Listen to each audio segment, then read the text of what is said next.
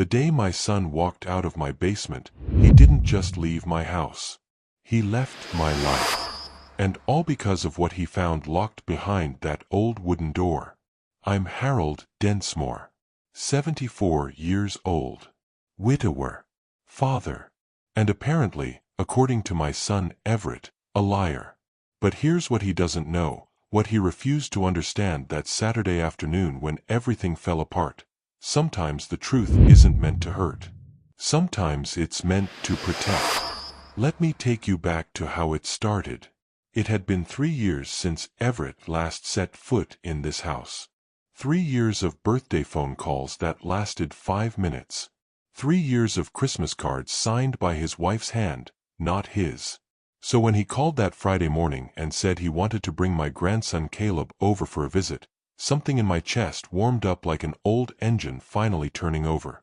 Hi viewers, kindly tell us where you're watching from and what time it is. Warm welcome to the family. Enjoy the story. I cleaned the house top to bottom. Made Margaret's famous pot roast. Well, my version of it anyway. Set the table with the good plates we hadn't used since she passed. I even put fresh flowers on the mantel, yellow ones, because those were her favorite. But the moment Everett walked through that door, I knew this wasn't about reconnecting. His eyes moved across the living room like a real estate appraiser sizing up property. Cold. Calculating. He shook my hand instead of hugging me. Caleb, bless that kid, at least smiled when he saw me. House looks the same, Everett said, and it wasn't a compliment. We sat down for lunch. I asked about his work, his wife, how Caleb was doing in school. He answered in short sentences, checking his watch twice. Then he set down his fork and looked at me with those sharp eyes that used to be so much softer when he was a boy. Dad, I think it's time we talk about things. My stomach dropped. Things. The property. The estate. What happens after? He glanced at Caleb, then back at me. After you're gone. The pot roast suddenly tasted like cardboard in my mouth. This wasn't a visit. This was an inventory. I'm not dead yet, son, I said quietly. I know that. But you're not getting any younger, and we need to plan. Plan what, exactly? How to divide up what's left of me before I'm even cold. Caleb's head snapped up from his phone. The air in that dining room got thick and heavy. Everett's jaw tightened. That's not what I meant. But it was exactly what he meant. And we both knew it. That's when Caleb, trying to ease the tension, said the words that would change everything.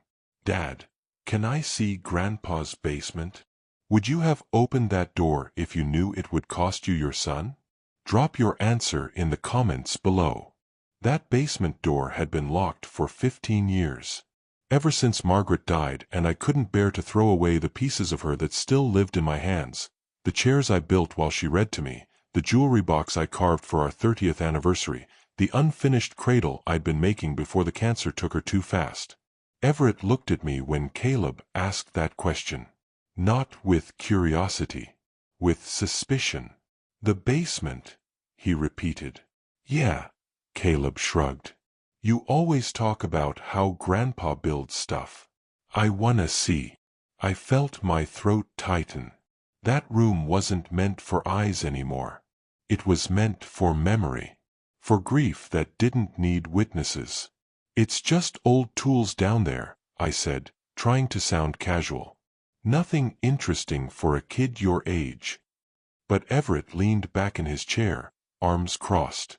You still keep it locked? Always have. A smirk crept across his face.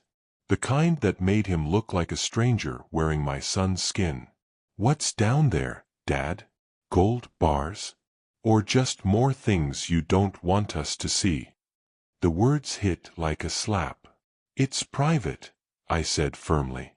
Private, he echoed, like the word tasted sour. Everything with you is private. Always has been. Caleb's eyes bounced between us, uncomfortable. The kid didn't ask for this. didn't deserve to be caught in whatever war his father thought we were fighting. "Come on, Grandpa," Caleb said softly. "Just a quick look." I stared at that boy, 14 years old, Margaret's eyes staring back at me, and felt something crack inside my chest. Maybe it was pride. Maybe it was loneliness. Maybe it was just the desperate hope that showing them would prove I had nothing to hide. "Fine," I heard myself say. "But don't touch anything." Everett stood up fast, like he'd been waiting for this his whole life. We walked to the basement door at the end of the hall. My hand shook as I pulled the key from my pocket, the same brass key Margaret gave me 40 years ago when we first bought this house. I slid it into the lock. The click echoed louder than it should have. Everett stepped closer, breathing down my neck. "After all these years," he muttered. "Let's see what you've been hiding." I wanted to tell him he had it all wrong. That this wasn't about secrets. It was about survival. About keeping the last pieces of her safe from a world that wanted to move on too fast. But I didn't say any of that. I just turned the handle. The door groaned open, and the smell of dust and old wood and something else, something like time itself, rolled out into the hallway. Caleb peered into the darkness. "Whoa, it's like a tomb down there." Everett shot him a look. "Don't be dramatic." But the kid wasn't wrong. I flipped the light switch, and the bare bulb at the bottom of the stairs flickered to life, casting long shadows on the wooden steps. "Stay close," I said, descending first. "Some of these boards are loose." They followed me down, single file, into the belly of my past.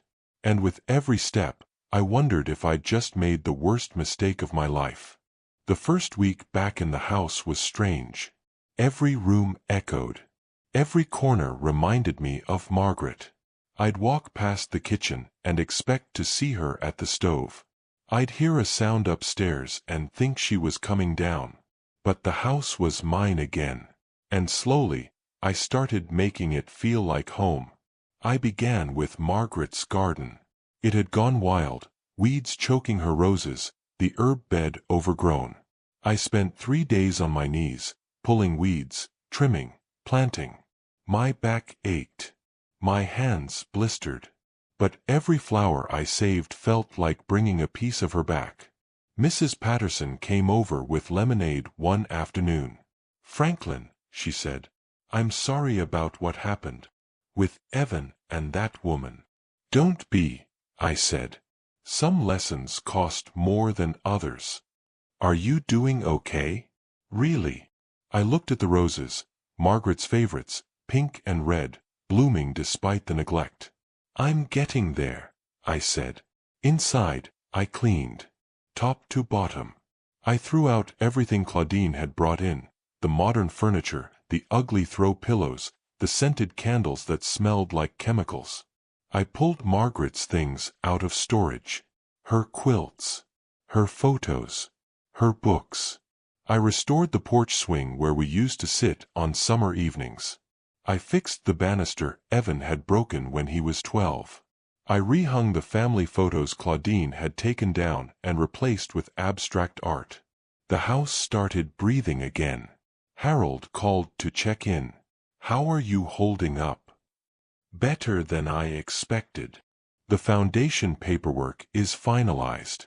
The Margaret Waverly Foundation officially launches next month. They've already got 3 community programs lined up." "She'd be proud." "She was always proud of you, Franklin. Even when you couldn't see it." I visited the youth center that would be the foundation's first project. Kids from tough backgrounds learning carpentry, just like I had. Margaret had always wanted to do something like this. Now we were. Her name would live on. Not in a gravestone or a bank account, but in the lives of kids who needed a chance. That felt right. 3 weeks after I moved back in, my phone rang. Evan's number. I stared at it for a long time, let it go to voicemail, then listened to the message. "Dad." His voice was thick, like he'd been crying. I know I don't deserve to talk to you. I know what I did was unforgivable. Claudine left me, took what little we had left and disappeared. I don't even know where she went. A pause. Heavy breathing. I'm not calling to ask for money or help or forgiveness.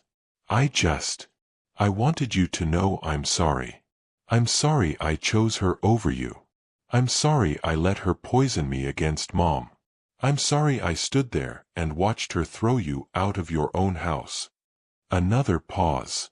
You were right about everything, and I was wrong. I don't expect you to forgive me. I don't think I can even forgive myself. But I needed you to know. I'm sorry, Dad. I'm so sorry. The message ended. I saved it. Didn't delete it. Didn't call back either. Because forgiveness isn't something you give just because someone asks for it. It's something you earn. And Evan had a long way to go. Maybe one day we'd talk. Maybe one day I'd be ready to hear him out. But not today. Today, I had a garden to tend. A house to restore. A foundation to build. Margaret used to say, the best revenge is a life well lived. She was right about that too. I walked back outside, picked up the shovel, and got back to work. The sun was setting, painting the sky in colors that reminded me of her, gold and pink and endless. Somewhere, I hoped she was watching, proud of what we'd built, proud that I hadn't let them bury me, because I was still here, still standing, still building, and that was enough. Inside the chest, stacked in neat rows and wrapped in clear protective sleeves, were letters. Hundreds of them. All addressed in my handwriting. All to the same person. Margaret Densmore. Caleb leaned in, reading the name on the top envelope. These are to Grandma? Everett picked one up slowly, like it might burn him. He turned it over, checking the postmark. This one's dated 3 years after she died. He looked at me, confusion mixing with something else. Disgust, maybe. You've been writing letters to a dead woman? I swallowed hard. Yes. For 15 years? Yes. He let out a sharp laugh that had no humor in it. Jesus Christ, Dad. That's not grief. That's... He stopped himself, shaking his head. But Caleb's reaction was different. Softer. He picked up another letter, handled it gently. What did you write to her about? Everything, I said quietly. Things I should have said when she was alive. Apologies I never got to make. Stories about what happened after she was gone. I wrote because it was the only way I could still talk to her. Everett tore open the envelope in his hand. Don't, I said, but he was already unfolding the paper. His eyes scanned the words I'd written on a lonely Tuesday night 5 years ago. Words I'd never meant for anyone else to read. My dearest Margaret, he read aloud, his voice dripping with mockery. Today marks another year without you, and I find myself wondering if you'd be proud of the man I've become. Stop it, I said. But he kept going. Everett called today. It was brief, polite. We talked about nothing important, and when he hung up, I felt lonelier than before. I wish you were here to bridge the distance between us. You always knew how to. I said stop. My voice cracked through the basement like thunder. Everett dropped the letter. It fluttered to the floor between us. Caleb stood frozen, eyes darting between his father and me. You need help, Everett said coldly. This isn't healthy. It's obsessive. It's all I have left of her. The words ripped out of me before I could stop them. You moved on, built your life, started your family. But I'm still here, in this house, with nothing but memories and silence. So yes, I wrote to her. Because it kept me sane. Because it kept her alive in the only way I knew how. The basement went quiet except for my ragged breathing. Caleb's voice, small and careful, broke the silence. "Dad, maybe we should." "No." Everett bent down, scooping up more letters. "If we're doing this, we're doing it all the way. What else is in here, Dad? What other secrets are you hiding?" He dug deeper into the chest, pushing aside stacks of letters. And that's when his hand hit something solid at the bottom. A folder. Manila. Old. He pulled it out slowly. My heart stopped. "What's this?" he asked, already opening it. "Everett, please." But it was too late. His eyes locked onto the document inside. Official letterhead. Legal language. Margaret's signature at the bottom. And a name that wasn't his. "This is a will," he said, voice hollow. Caleb stepped closer. "What does it say?" Everett's hands started to shake. "It says." He looked up at me, and I saw something die in his eyes. "It says she left everything to Caleb." The words dropped like stones into deep water. Caleb's face went pale. "What? That doesn't. I don't understand." Everett read it again, as if reading it twice would change the words. "The house, the land, the savings, all of it.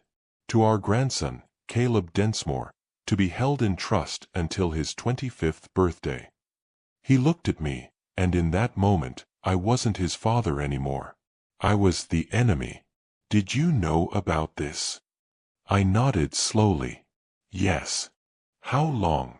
"Since the day she died." "And you never told me?" His voice rose with every word.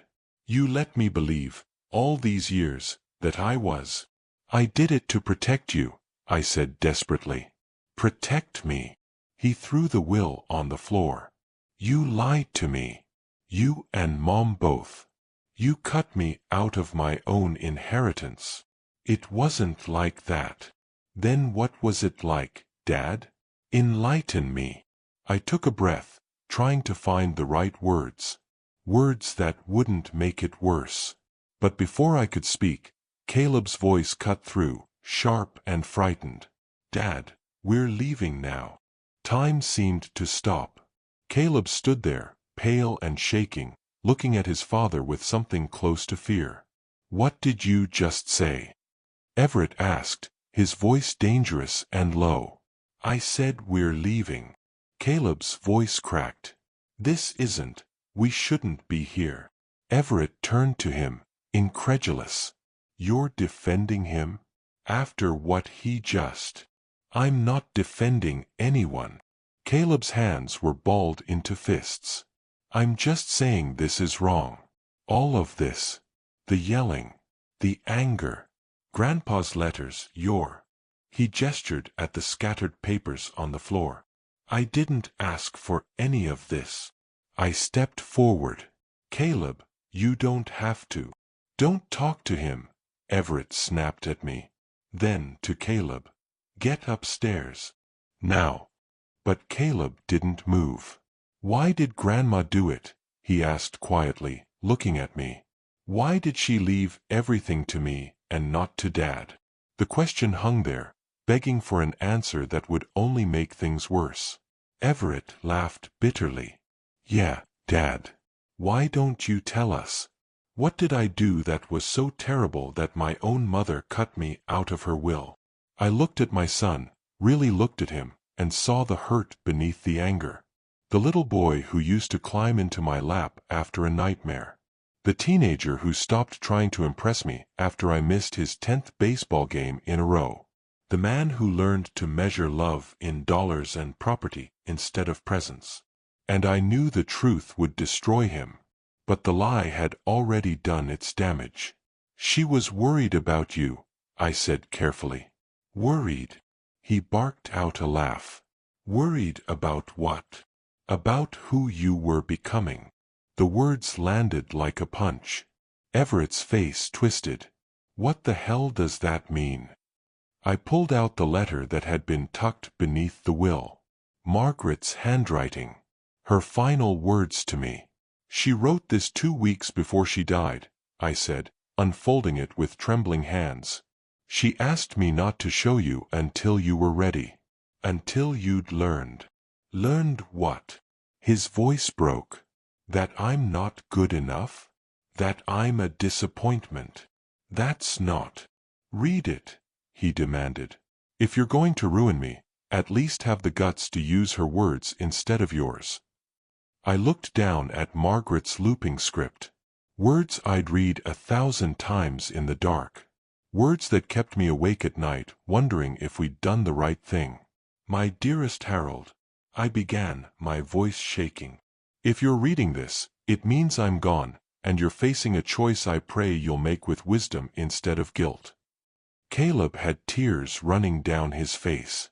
Everett stood rigid, arms crossed, jaw clenched. I continued. Everett has become a man I don't recognize. Successful, yes. Hard-working, yes. But somewhere along the way, he confused accumulation with achievement. He measures his worth in promotions and property, not in people. He's become cold, Harold. Like you used to be before we learned what mattered. Everett flinched. I'm leaving everything to Caleb because I believe our grandson will grow into the kind of man who understands that legacy isn't what you own, it's who you love. I'm leaving it to him because I know you'll raise him better than we raised our son. Teach him what we failed to teach Everett, that being a man means being present, not just providing. My voice cracked on the last sentence. The basement was silent except for Caleb's quiet crying. Everett stared at me with eyes full of something I'd never seen before. Not anger. Not hurt. Betrayal. Pure and complete. So that's it, he whispered. My own mother thought I was a failure. She didn't think. And you agreed with her. It wasn't a question. I opened my mouth, but nothing came out. Because what could I say? That I'd spent 15 years wondering if we were wrong? That I'd watched him from a distance, hoping he'd prove Margaret's fears unfounded? That every cold phone call and missed holiday confirmed what she'd seen? That I'd failed him long before she wrote that letter? I wanted you to become more than I was, I finally said. More than what she feared you were becoming. Everett picked up the will, folded it carefully, and tucked it into his jacket pocket. Well, congratulations, Dad. Mission accomplished. His voice was ice. I became exactly what you and Mom thought I was. A stranger. He turned to Caleb. We're leaving. Dad, Caleb started. Now. I watched my son climb those basement stairs for what I knew might be the last time. Caleb hesitated at the bottom, looking back at me with Margaret's eyes. I'm sorry, Grandpa, he whispered. Me too, son. Me too. Then he was gone. The door at the top of the stairs slammed shut. And I was alone again, surrounded by letters to a dead woman and the wreckage of a family I'd tried so hard to protect. I sank onto the floor next to the open chest, picked up the letter Everett had dropped, and read my own words back to myself. Everett called today. It was brief, polite. We talked about nothing important, and when he hung up, I felt lonelier than before. The front door slammed upstairs. An engine started. Tires crunched on gravel, fading into the distance. And in the silence that followed, I finally let myself cry. Have you ever kept a secret to protect someone, only to have it destroy your relationship anyway? Tell us in the comments below. The house felt different after they left. Emptier, somehow, even though it had always been just me rattling around in these rooms. But now the emptiness had weight to it. Substance. Like grief you could touch. I didn't go upstairs right away. Couldn't face the dishes still on the table, Caleb's half-finished glass of lemonade, the pot roast nobody wanted anymore. Instead, I sat in that basement for hours, surrounded by letters I'd written to a woman who couldn't write back. Margaret always knew things I didn't. Saw things coming before they arrived. When Everett was 12 and got caught stealing comic books from the drugstore, I wanted to ground him for a month. She said, "He's not stealing because he's bad. He's stealing because he wants attention we're not giving him." She was right then, too.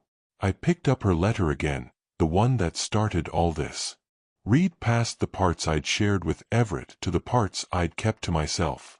"Harold, my love, I know you'll blame yourself when you read this. You'll think we failed as parents. But the truth is simpler and harder. We gave Everett everything except what he needed most. We gave him rules instead of understanding. Discipline instead of presence. We taught him to be strong, but forgot to teach him to be soft." My hands shook as I kept reading. "I'm leaving everything to Caleb not as punishment for Everett, but as a chance.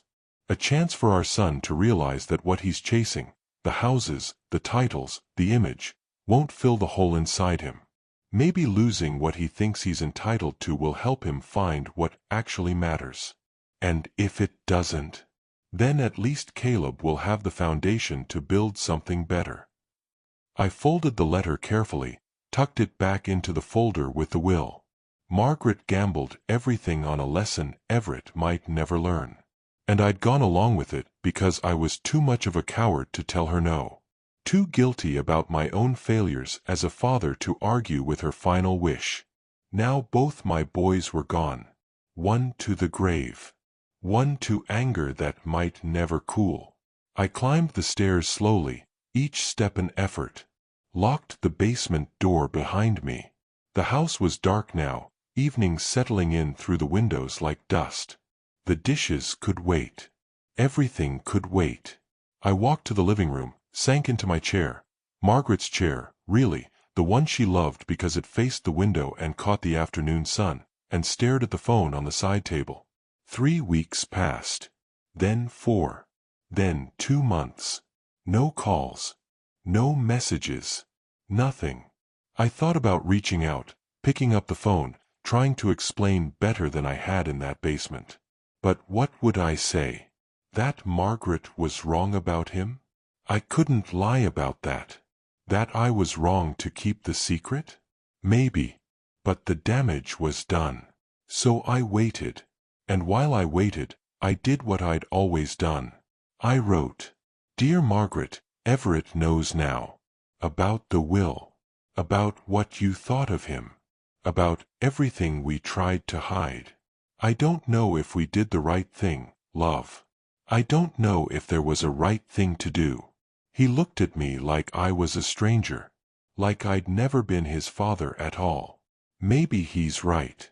Maybe I stopped being his father the day I chose your wishes over his heart. I sealed the letter, added it to the stack in the basement, and lived with the silence. Until one Tuesday afternoon when the mailman brought something that changed everything. A letter.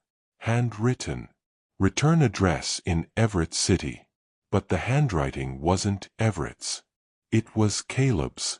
My hands trembled as I opened it, right there on the front porch, not even bothering to go inside.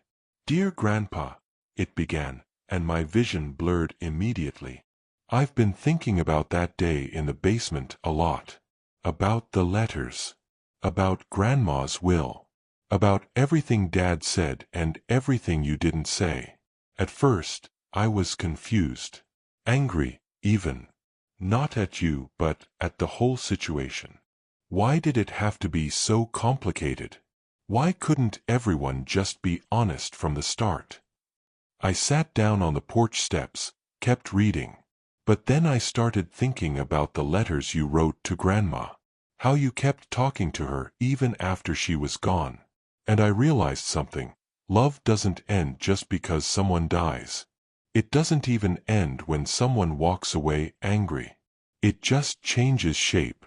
Becomes something you carry instead of something you share. Tears dripped onto the paper, smudging the ink. Dad's still mad. Really mad. He won't talk about you. Won't even say your name. But I see him sometimes, late at night, sitting in his office staring at that will. Not reading it. Just staring. Like he's trying to understand something that doesn't make sense. The next part hit me like a physical blow. I don't want the house, Grandpa. I don't want the money. I just want my family back. The one I thought we had before we opened that basement door. But since I can't have that, I'll settle for this. I forgive you. I don't know if you need my forgiveness, or if it even matters. But I wanted you to know that I understand why you and Grandma did what you did. You were trying to teach Dad something. I hope one day it works. My breath came in ragged gasps.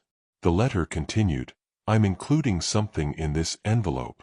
A photo I found in a box in our attic. Mom was going to throw it away, but I kept it. I think you should have it. I think you need to remember that the man in this picture, the one holding his baby son and smiling like nothing else in the world mattered, that man is still in there somewhere. In you. And in Dad. You just both forgot how to find him. I reached into the envelope with shaking hands and pulled out a photograph. It was from the hospital. The day Everett was born.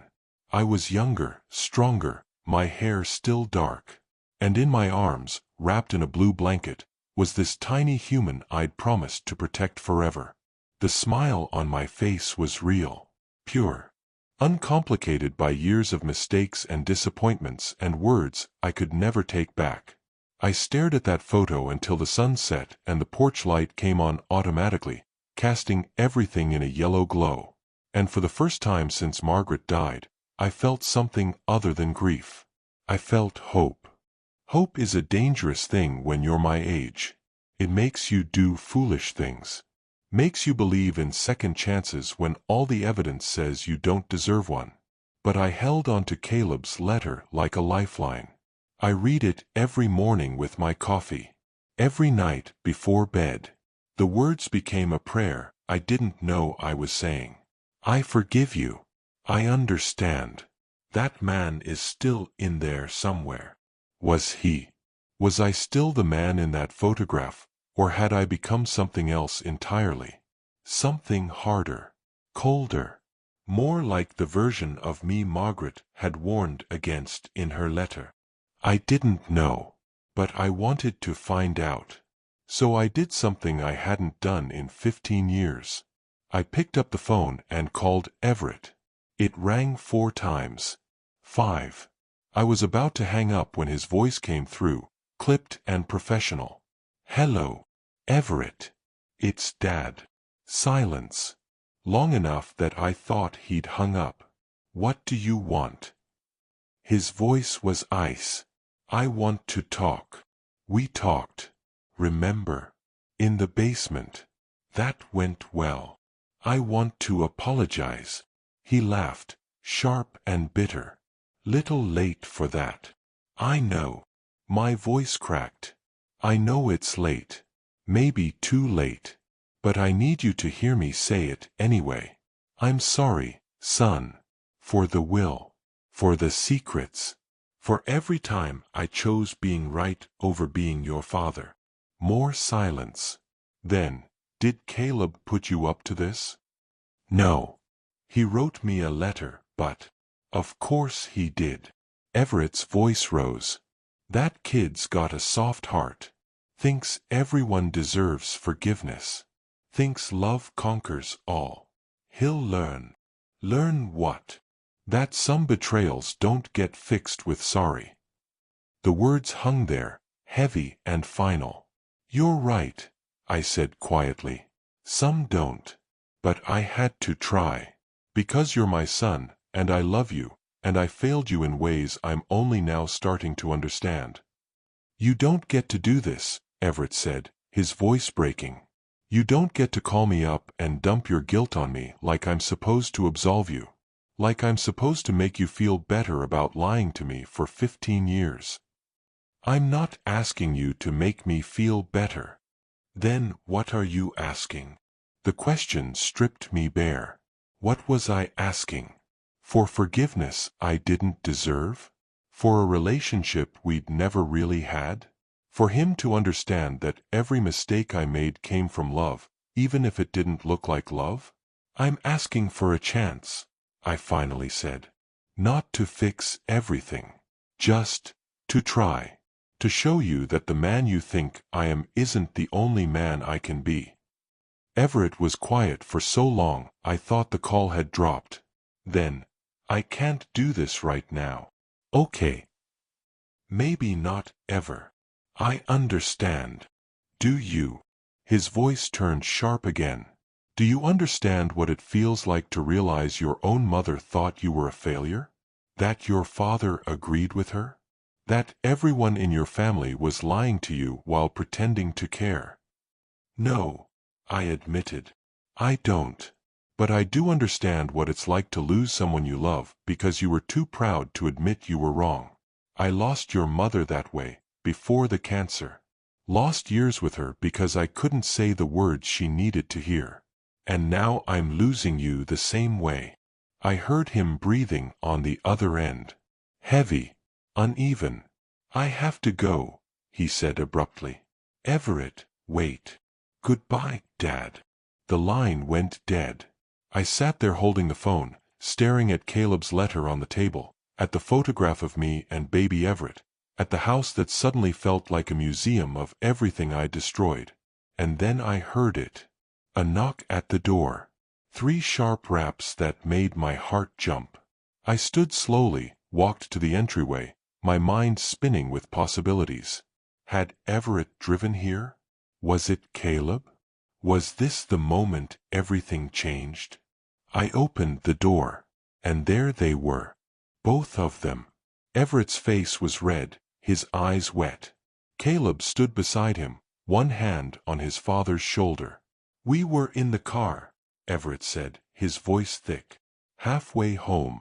And Caleb told me to turn around. Said if I didn't, I'd regret it for the rest of my life. Said I'd become exactly what Mom was afraid I'd become. I couldn't speak. Couldn't breathe. I don't forgive you yet, Everett continued. I don't know if I ever will. But Caleb's right. If I walk away now, I'm proving her right. Proving you both right. And I'm tired, Dad. I'm so tired of being angry. Caleb looked at me, tears streaming down his young face. Tell him, Grandpa. Tell him what you told me. But I couldn't remember telling Caleb anything. The confusion must have shown on my face. In your letters, Caleb clarified. The ones to Grandma. You wrote that the hardest part of loving someone is watching them become a stranger and knowing it's partly your fault. Tell Dad what you wrote after that. I closed my eyes, remembering. I wrote that if I could go back, I wouldn't change how I loved her. I'd change how I showed it. Everett's shoulders shook. How do we do that, Dad? How do we show it? And right there on my porch, with the evening sun setting behind them and shadows growing long across the yard, I finally said what I should have said decades ago. We start by being honest. By being present. By choosing each other over pride. Caleb stepped forward first, wrapped his thin arms around me. Then Everett followed. And for the first time in 15 years, I held my son while he cried. The weeks that followed weren't easy. Healing never is. You don't erase 15 years of distance with one hug on a porch, no matter how much you want to. But we tried. That was something. Everett started coming by on Saturdays. Not for long visits at first, an hour, maybe 2. We'd sit on the porch, drink coffee, talk about safe things. The weather. Caleb's school. The old truck I was thinking about selling. We didn't talk about the will. Didn't talk about Margaret. Didn't dig into the wounds that were still too fresh to touch. But slowly, carefully, we started remembering how to be father and son instead of strangers sharing a last name. Caleb was the bridge between us. He'd fill the awkward silences with stories from school, questions about my old tools, requests to learn how to build things. Smart kid. Knew exactly what he was doing. One Saturday, about 6 weeks after that night on the porch, Caleb brought something with him. A notebook. Blue, spiral-bound, the kind kids use for school. "What's that?" I asked. He set it on the table between us. "I've been writing letters too. To Grandma. Figured if it helped you deal with losing her, maybe it would help me understand her." My throat tightened. "You never met her." "I know. But Dad talks about her now. And you do. And I wanted to feel like I knew her too." Everett looked away, but I saw his jaw working. Saw him fighting emotion. "Can I read one?" I asked. Caleb nodded, flipped open to a dog-eared page. "Dear Grandma," I read aloud. "I think I understand now why you did what you did. You weren't trying to hurt Dad. You were trying to save him. Save him from becoming someone who measures his worth by what he owns instead of who he loves. I hope it works. I hope one day he sees that the best inheritance isn't money or property. It's knowing that someone believed in you enough to challenge you." I looked up. Everett was staring at his son with an expression I couldn't quite read. Pride, maybe. And pain. And something else. Recognition. "When did you write this?" Everett asked quietly. "Last week. After you told me about your promotion. You were so happy about the raise, Dad. About the bigger office. But then you came home and Mom asked if you'd have time for my game next Saturday, and you said probably not." The words landed soft but cut deep. Everett closed his eyes. "Caleb." "I'm not mad," Caleb said quickly. "I'm just saying. I get it now. What Grandma was afraid of. What Grandpa's been trying to fix. You're not a bad dad. You're just lost. Like you forgot what you're working for."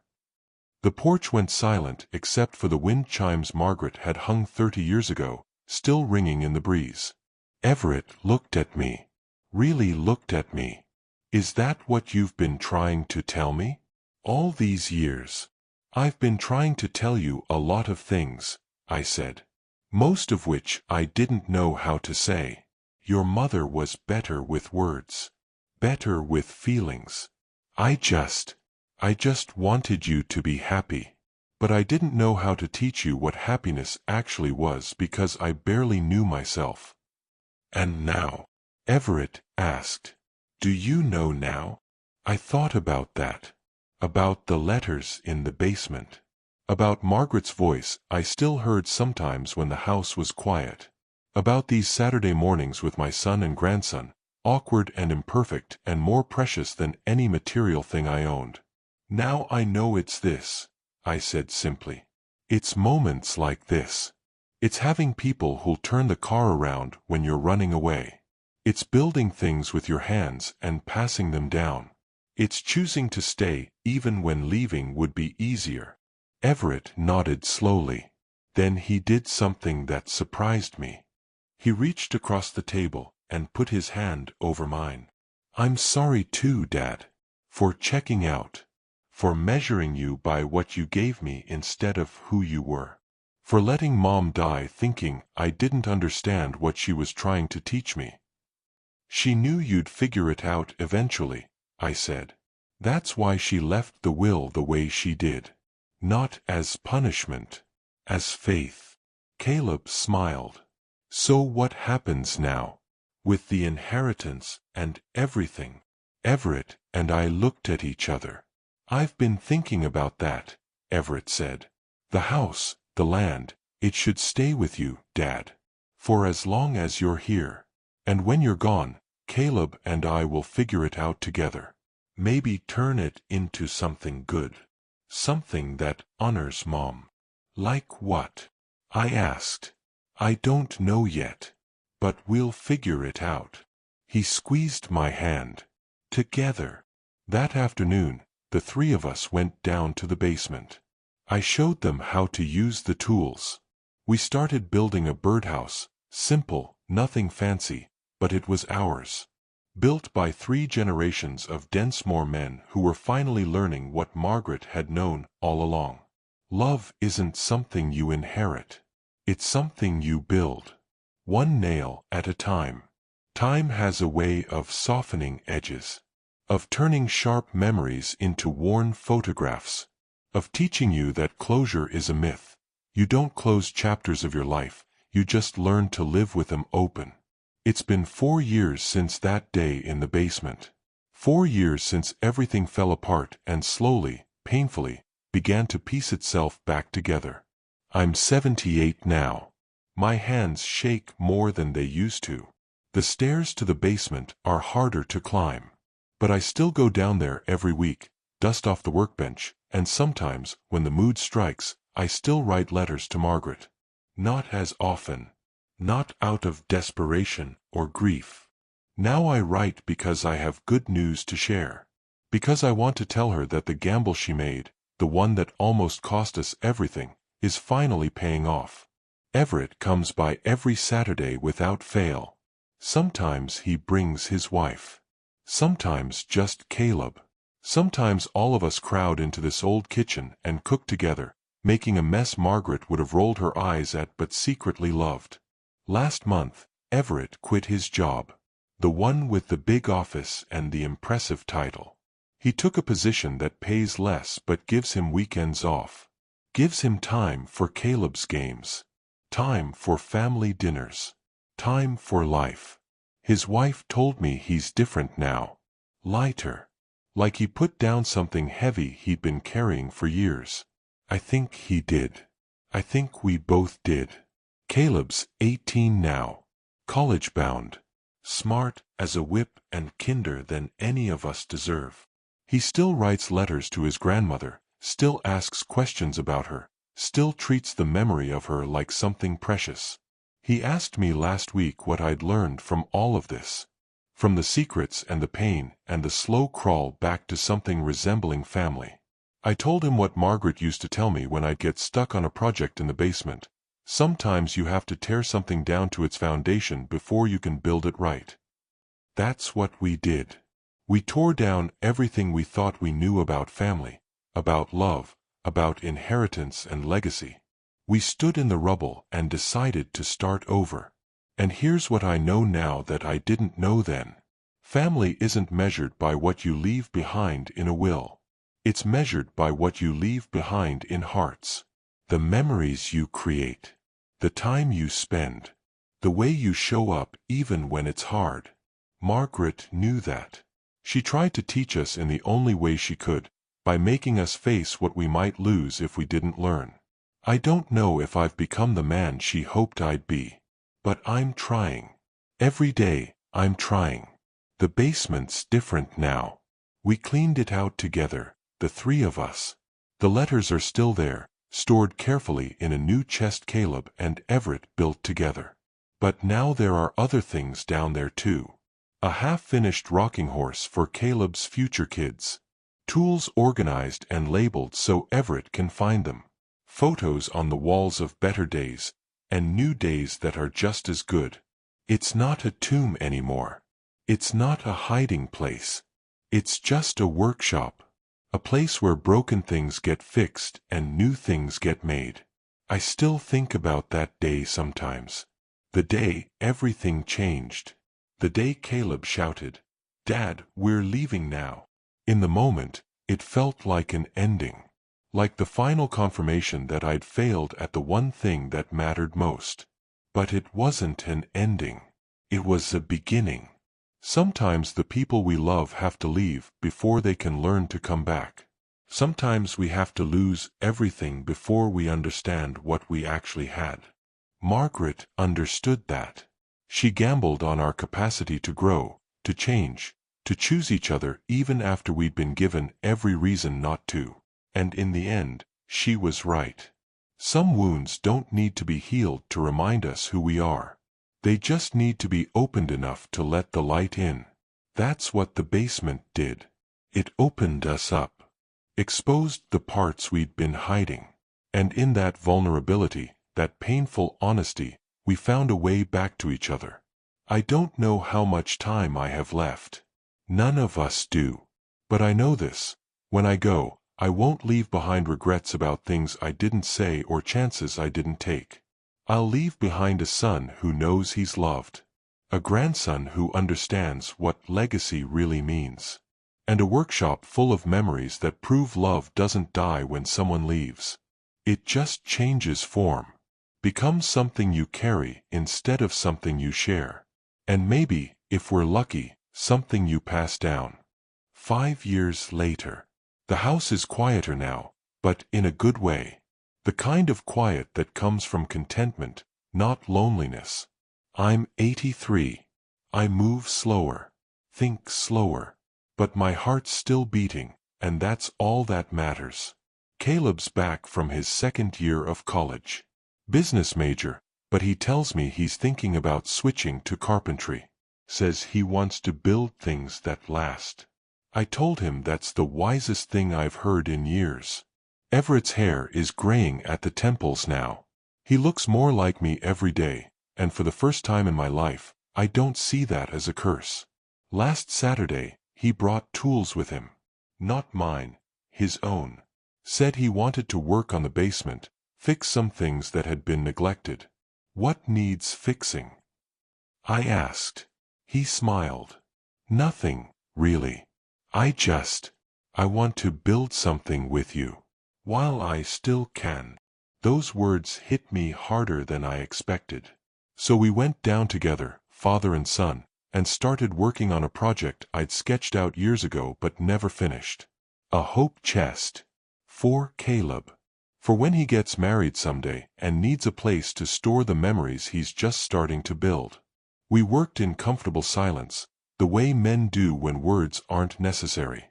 The rasp of sandpaper, the smell of fresh wood, the occasional grunt when something didn't fit quite right. And then Caleb came down the stairs carrying something wrapped in brown paper. "What's that?" Everett asked. "Something I made," Caleb said, setting it on the workbench. He unwrapped it carefully. Inside was a wooden frame, and inside the frame, preserved behind glass, was Margaret's letter. The one that had started everything. The one that had torn us apart and, somehow, brought us back together. Below it, Caleb had carved words into the wood frame. Love isn't inherited. It's learned. It's chosen. It's built one moment at a time. My vision blurred. Everett's too. "I want this to stay in the family," Caleb said. "Not as a reminder of the pain, but as a reminder that the pain led us here. To this. To each other." Everett pulled his son into a hug. Then he reached out and pulled me in too. And there we stood, 3 generations of Densmore men, in a basement that had once held nothing but secrets and grief, now holding on to each other like we'd finally figured out what mattered. Later that evening, after Everett and Caleb left, I went back down to the basement one more time. I pulled out my writing paper, the same kind I'd used for hundreds of letters to Margaret, and wrote one more. "Dear Margaret, I think you'd be proud of us. It took longer than either of us hoped, and the road was harder than it should have been. But we got there. Everett understands now what you were trying to teach him. Caleb's growing into the kind of man we both dreamed of. And me. I'm learning that it's never too late to become who you should have been all along. Thank you for the gamble. Thank you for the faith. And thank you for loving us enough to force us to face ourselves. I'll see you soon, my love. And when I do, I'll have good news to share." I sealed the letter, added it to the chest, and climbed the stairs one last time. That night, I dreamed of Margaret. She was standing in the basement, smiling at the hope chest we'd built, running her hand over Caleb's carved frame. "You did it," she whispered. "You fixed what was broken." "We did," I corrected her. "All of us. Together." She kissed my forehead, the way she used to when I'd finally finish a project I'd been struggling with. "Then my work here is done," she said softly. I woke up at dawn to my phone ringing. It was Everett. "Dad," he said, his voice thick. I just wanted to call and tell you I love you. Before the day gets busy. Before life gets in the way. I love you, and I'm grateful for everything you've taught me. I sat there in bed, phone pressed to my ear, tears running down my weathered face. I love you too, son. More than you'll ever know. After we hung up, I walked to the window and watched the sun rise over the land Margaret and I had built a life on. The land that would one day belong to Caleb. The land that held our history, our struggles, our redemption. And I understood, finally, what Margaret had known all along. Legacy isn't what you leave behind when you die. It's what you build while you're alive. It's the love you give freely. The time you spend present. The courage to admit when you're wrong. The strength to try again even after you've failed. It's the moments that nobody puts in a will but everybody carries in their heart. It's Saturday mornings. Basement workshops. Letters written in the dark. Hope chests built by shaking hands. It's a grandson who learned to forgive before he learned to judge. A son who chose vulnerability over pride. A father who finally stopped hiding. It's all of us, broken and imperfect and trying our best. And it's enough. More than enough. It's everything. Did this story touch your heart? Have you ever discovered a family secret that changed everything? Or maybe you've been the one keeping a secret to protect someone you love. Share your story in the comments below. Your words might be exactly what someone else needs to hear today. And if this story moved you, don't forget to subscribe and turn on notifications so you never miss our next powerful story. Every comment, every share, every subscription helps us bring more stories of love, redemption, and second chances to people who need them. Thank you for being part of this family. Until next time, remember, it's never too late to choose love over pride and presence over perfection.